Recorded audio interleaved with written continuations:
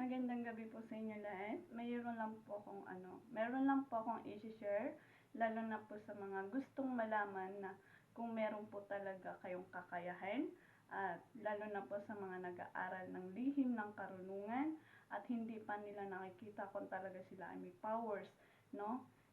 Lalo na din po yung mga wala pa pong third eye at hindi nila makita kung talagang may powers ang kanilang kamay at talaga bang meron silang kakayahan at kung yung ba talaga yung kanilang mga kamay ay may umiilaw, no? So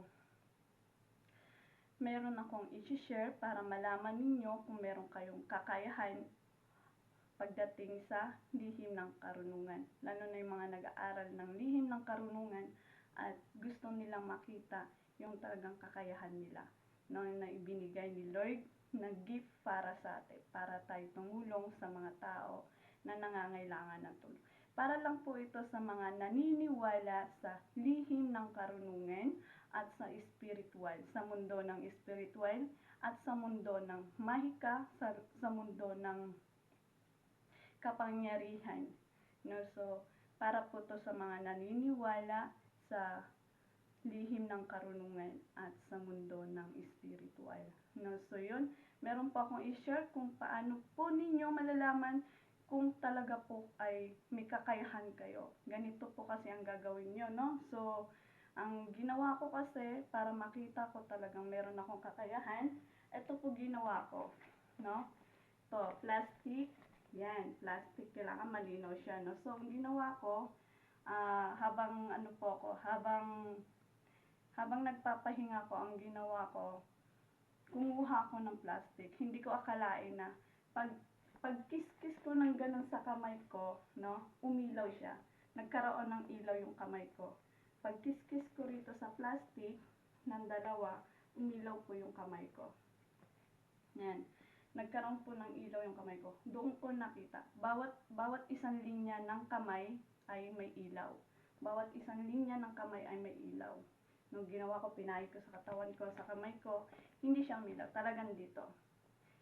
Pag kiss-kiss ko ng ganun, umilaw yung dalawang kamay ko, umilaw siya. Paraan din po yan para makita nyo po talaga po kayo merong kakayahan, ability sa sarili nyo po, no? So yun, ang gagawin nyo lang po, kumuha po kayo ng ganitong plastic at ikikis-kiss nyo po yung kamay nyo. Hindi, kailangan po pag kiss-kiss po kayo ng kamay na nagkiss-kiss sa plastic, ang gagawin nyo po, kailangan sa madilim po kayo. Madilim po kayo magkikiss-kiss ng kamay nyo.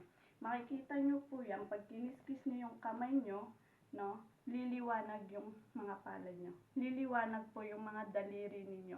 Doon yung malalaman na kung talaga po kayo ay merong kakayahan. May kakayahan, ability po kayo, kung may powers po ba kayo. No? So, pwede po ito gamitin at o di kaya naman po, gawa po kayo ng parang style na blackboard.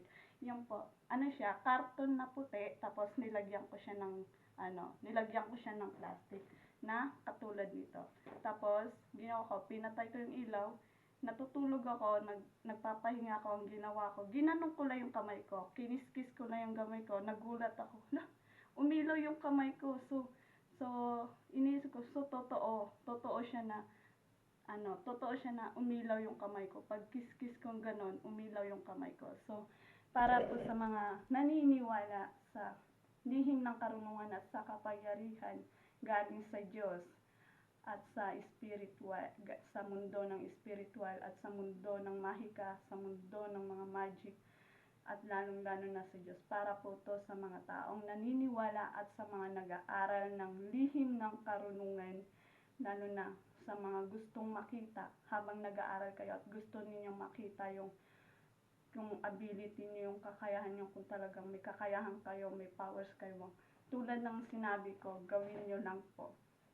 Maniwala lang po kayo sa sarili niyo at lalo na sa Diyos.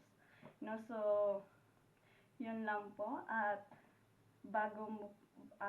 yun lang po yung sasabihin ko. So sana po makatulong din po ako sa inyo, lalo na po sa mga wala pa pong gaanong third eye, hindi pa po bukas ang inyong third eye. So makikita nyo din po yan, no? So yun lang po ang gusto kong i-share, ibahagi ko po para po sa mga nag-aaral ng lihim ng karunungan. So, yun lang po at God bless po sa inyo lahat. At nawa ay mayroon akong maitulong sa inyo para makita niyo ang inyong kakayahan. So, bago mo itong escape, tapusin mo muna ang aking video. Yun po. Thank you!